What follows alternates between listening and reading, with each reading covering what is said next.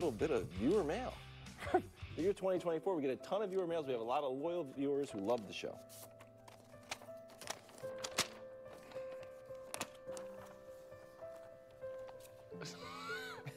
Dear Wilds, love the show. Well, thank you.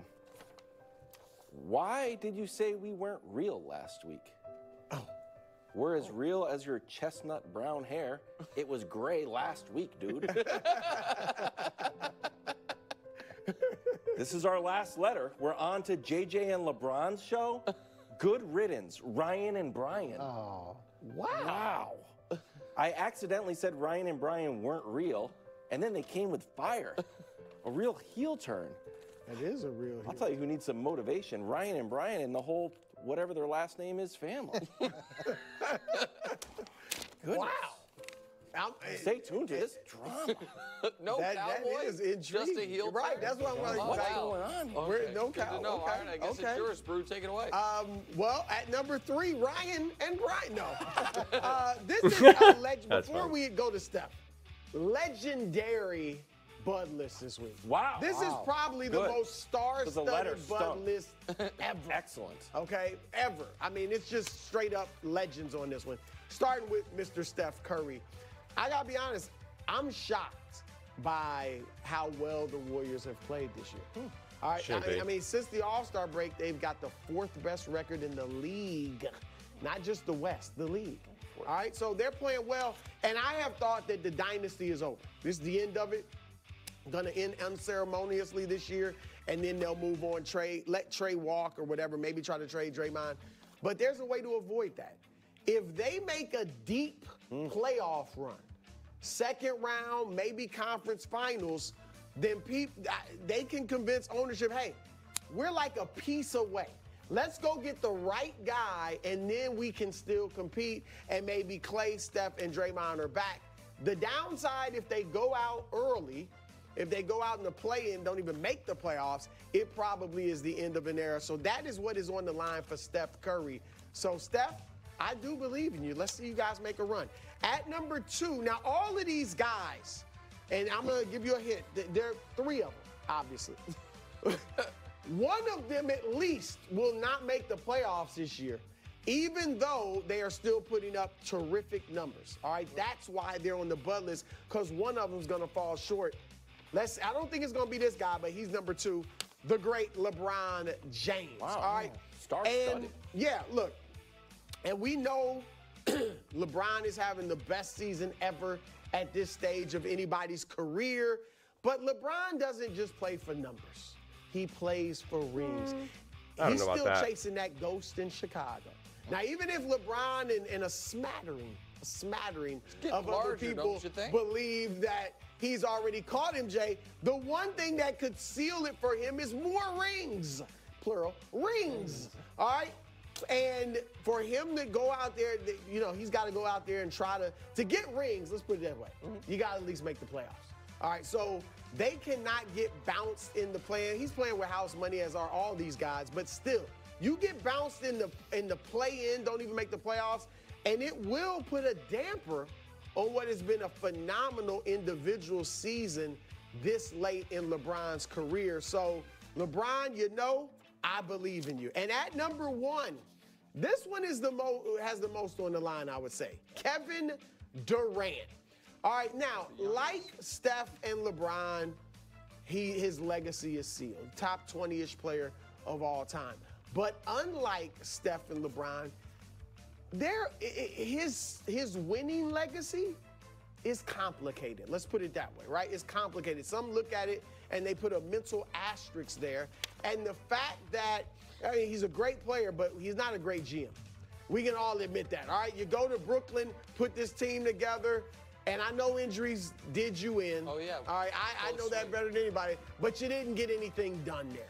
All right, now you say, I want to go to Phoenix, great team, put it all together, and now you guys might miss the playoffs? And this, if they miss the playoffs, this will just lead more people to, you know, look funny at the way Kevin Durant has won his rings. And here's the thing, the bar is lowering every year. First, when he went there, it was, championship. Now, then it became, just get to the finals. Then it became conference finals. That'd be nice. That'd be nice. Now it is just make the playoffs. All right, so I'm going to contradict myself a few times in this clip because I have a lot of mixed feelings. I think the fact that these are the three guys under duress is absurd because both their legacy is sealed, but also to a degree it's not. For instance, if LeBron James can win another ring, then by definition his legacy is not sealed. It would skyrocket LeBron James even higher. Same thing with Steph Curry. If he were to win another ring, also skyrocket him. Kevin Durant, I don't know if it skyrockets him, but it definitely obviously helps, right, if he wins another ring. But at the same time, and to me it all depends on what type of fan you are. Because Kevin Durant is past his prime right now. So, yes, he was finally on a good team when he was in his prime and he was able to win. Then when he went off on his own, he got injured and also played with a bunch of, players that could not get their act together, aka Kyrie Irving and James Harden, and you're going to hold his feet to the fire for not being able to win? I mean, he almost beat the Milwaukee Bucks who won himself. So get out of here with that nonsense. Just get out of there. And then now you want him to go to, Phoenix and just magically win at this point when he's clearly, not the 2018 Kevin Durant. So I just reject that wholeheartedly. So I'm just not so sure. Now, I think if LeBron James, because of who LeBron James is, if he doesn't make the playoffs, or if he doesn't make a deep playoff run, I feel like every year that he doesn't make a deep playoff run, it gets held against him. It does not get held against Steph Curry because Steph Curry, or Kevin Durant for that matter, they're not in the GOAT conversation. So when you're in the GOAT conversation, your expectations are a lot higher. So you get your feet held to the fire. You're held under a significant higher level of scrutiny. And so that's where LeBron James is kind of damned if you do, damned if you don't, right? If he, gets bounced, doesn't make the playoffs, gets bounced the first round, it's like, see, I told you he's a bum, And if he wins, it's like, well, then that's obviously a victory. But if he does make the playoffs and goes on a deep run, it's like, see, he's not good enough. So it's LeBron is definitely in a tough situation, but, heavy is the head that wears the crown. So that's where I disagree with this. But I would add people like who actually have true legacy, a true realistic, what's the word? Realistic, not expectations, but opportunity for legacy defining, changing moments. That is going to be, Luka, Jokic, Embiid. Like these guys are, to me, are the ones that are under duress. The Sixers have a chance if they keep winning to not even be in the play-in, which would be extraordinary. So I put that, under Embiid. Same thing with Jokic. Like, is Jokic going to win multiple championships? Because now is the time to do it. Before Wembanyama is coming, before OKC is solidified, before the Timberwolves and, Ant is, bona fide. This is the opportunity. This is the time to take advantage of the fact that these other younger teams are pretty good, but they don't have the experience that the Denver Nuggets have. So if you're going to win back-to-back, this is the best time to do it, without a doubt, outside of another season when maybe there's a cluster of injuries of some sort. But this is so to me, the pressure is on, because if Jokic goes back-to-back, it's like, okay, now Jokic and the Denver Nuggets have officially arrived and are now in dynasty conversation. Not saying that they are a dynasty, but they are in conversation of being this truly elite, unstoppable team. Exactly what the Golden State Warriors did. The Golden State Warriors won the finals, and then they went to the finals, what was it, 5 years in a row, right? They went in 2015, then they lost, and then they went, three, and then there was the 3 years with KD.